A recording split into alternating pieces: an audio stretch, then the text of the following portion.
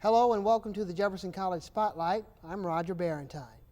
As part of Jefferson College's ongoing series of diversity and ongoing programs in arts and entertainment, it's certainly a pleasure for me to have as my guest today here in the Jefferson College Fine Arts Theater, Dr. Quincy Hilliard.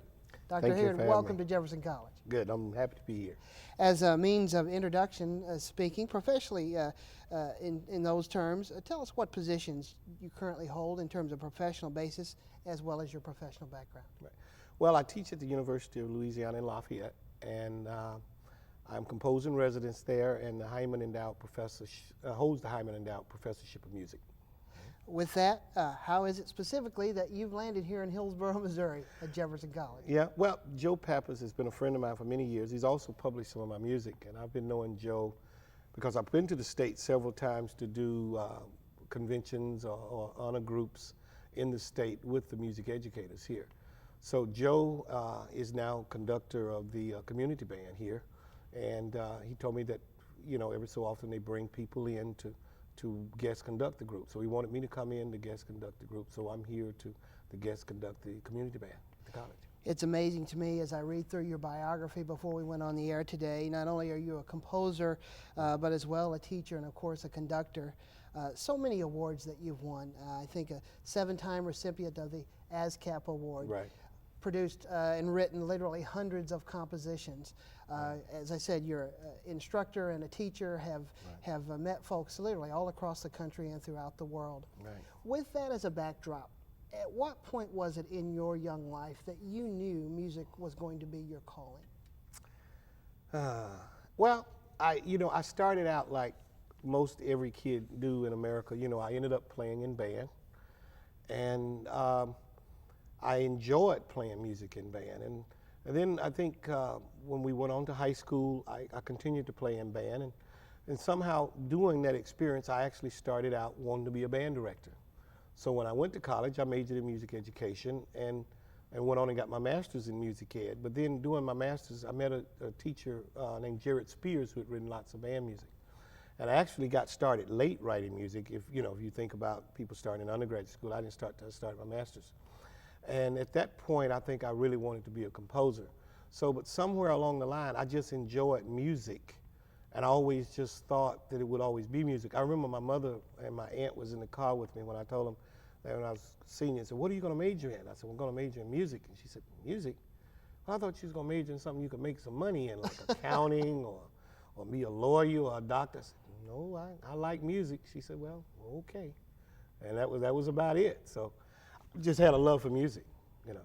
When you look at the 3 different hats that you wear, being a composer, being a teacher, being a conductor, do you gravitate to any one of those 3 in particular, or do you feel like you're equally versed in all 3 areas? No, I think I don't gravitate to either one of them. I think all of them help me understand the other one.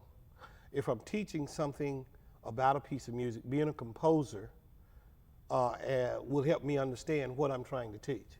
Okay, when I'm on the podium and I'm conducting, then I'm working with students, so I need to educate them. So from my experience as a teacher and working the fundamentals in the books that I've written that talk about the fundamentals of teaching, I'm able to draw all of that in.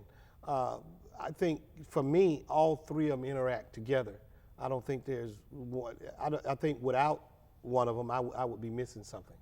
And it's just kind of evolved over the years that when I'm doing this particular thing, these other 2 are always in the background. So therefore, I'm drawing upon them. So they're all there together. As I mentioned earlier, your resume is nothing short of stellar. In fact, as I look back in 1996, you were one of only 8 composers in the world, chosen to write music for the Olympics. Right. Tell us how that all came about. Well, I actually had gone to Atlanta one weekend, and I was doing a concert like I am at Jefferson College. And there was some people there that just happened to come for the concert that had something to do with the Olympic Committee. And they came up to me afterward and talked to me about it and asked me would I be interested in doing something. I said, well, sure. I didn't hear from them for maybe a year or 2, I think. And then all of a sudden I got a phone call, and actually the phone call did not come from the music people. It actually came from a lawyer, okay, that said, you know, we want to ask you to do this. He had the contracts and the papers. And I don't think I ever really talked to the director that was actually conducting the piece. You know, you submitted all of this through the mail and everything, and you signed the contracts. I wrote the piece, I sent it to them, and that was it, you know. So it wasn't, you know, like if I was writing a piece for a high school band, I would be in contact with the director all the time. I was always in contact with lawyers, you know. These are the dates that this has to be done, and that was it. So and almost a very sterile type Yeah. of environment. Really. And I've learned that in working with, I had an opportunity one time, we were talking about doing some films for PBS, that I was going to be working on a special with it. And it was really weird because I talked to the producers who didn't know anything about music too much, and the other people that was involved didn't know about music. They said, well, we want something that sounds like this.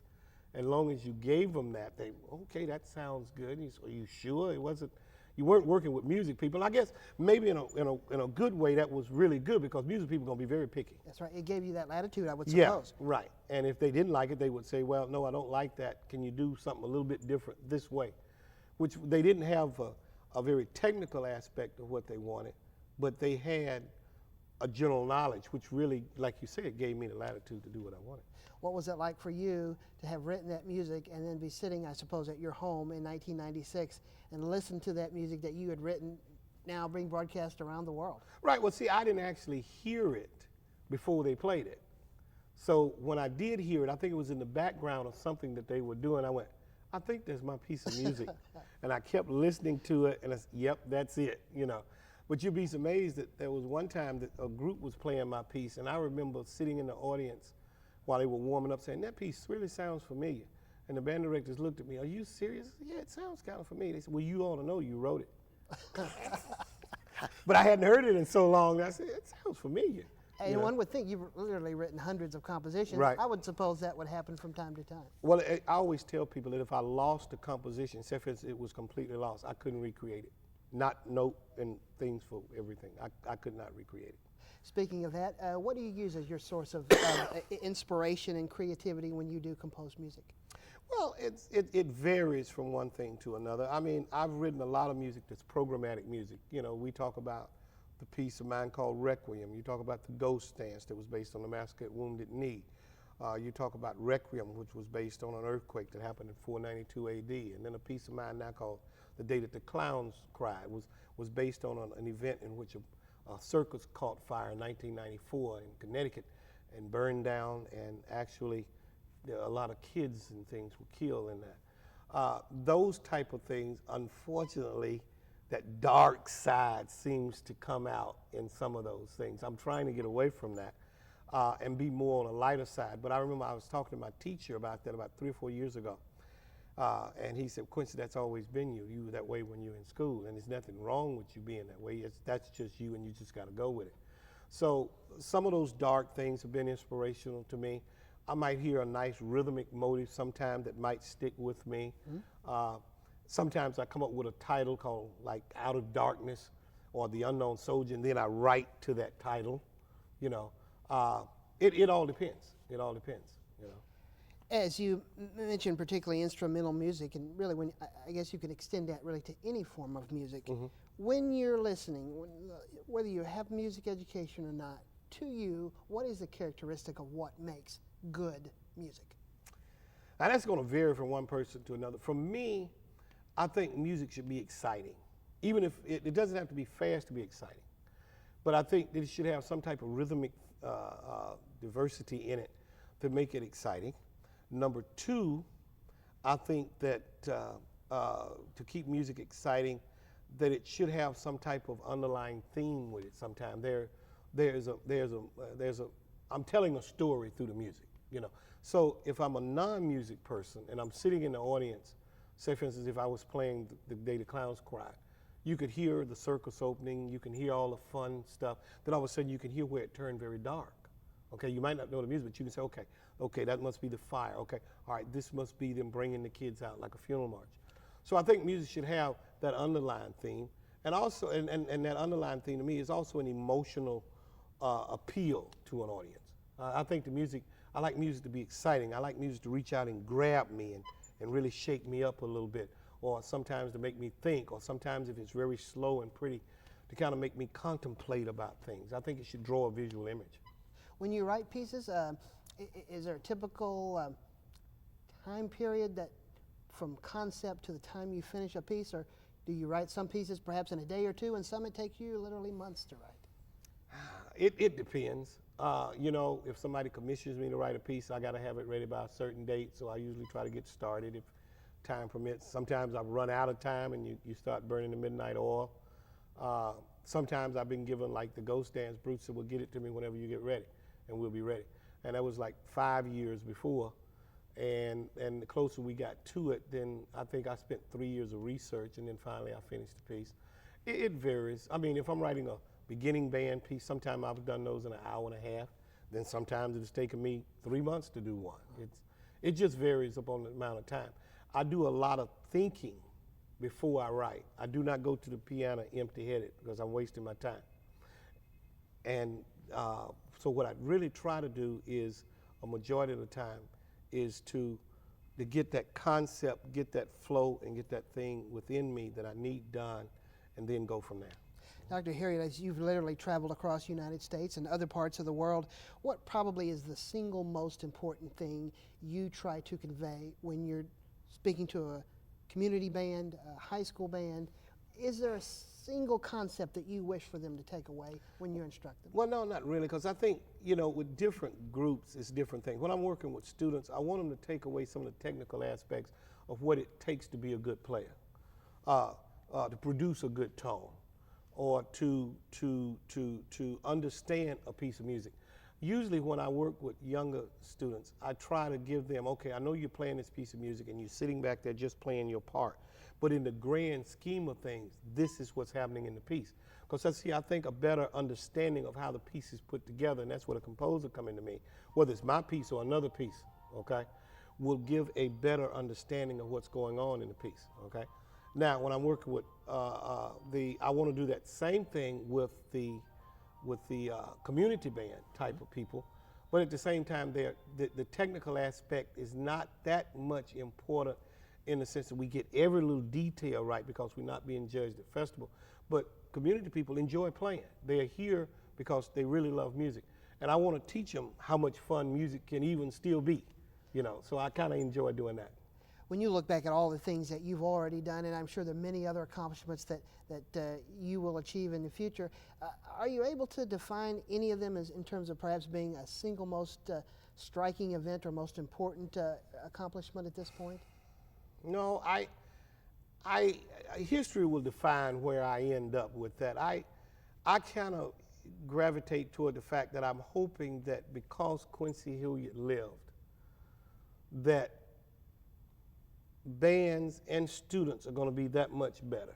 When it's all said and done, the earth, I have moved music that much farther on the face of earth with regard to my teaching abilities to work with students, to produce good ideas, to make sure that they understand their ideas. And maybe my music will have touched some people along the way. But I think as far as my accomplishments, I kind of gravitate toward the fact that I hope that I'm able to help teachers become better teachers and help students become better musicians. As we lead up here just a few minutes removed from the concert, there are 3 particular pieces that we'll be performing. We'll see you direct them. Yep. Obviously, you've written them. Tell us a little bit about the background of the 3 pieces that we're about to hear: The Unknown Soldier, Sea Storm, and Kyoto. Okay. The Unknown Soldier, I wrote over a period of time, I guess maybe about, I don't know, maybe about 6 or 7 months. It could have been longer than that. Actually, it was actually longer than that because I started and my mother passed away and I had to stop it. And so the band director, he was going to use that piece as the commissioned me to write. It was going to be his piece that he was going to retire. Okay, so I came up with the title first, and then I kind of middle around and said, what kind of things that are associated with a soldier? And we talked about I talked about, well, there were taps associated with a soldier, drums associated with a soldier, and then I wanted to pick a hymn that could kind of unite that whole piece together, and I used the Battle Hymn of the Republic in that, so when I put that piece together. Then I put the 21-gun salute in there, which is actually demonstrated through the bass drum. So those elements all came together, and then I eventually put it together. But like I said, I did a lot of forethought before I went to actually write, and that's what I normally do. The Sea Storm, I actually lived that piece because my friends and I went out on a fishing trip, and our sons out in the Gulf, and we almost lost our life getting back.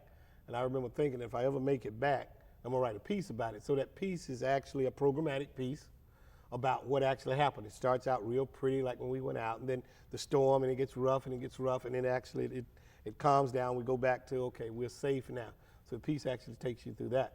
Now, Kyoto, as I told the band the other night, is actually the name of a Japanese steakhouse that I ate at in Detroit.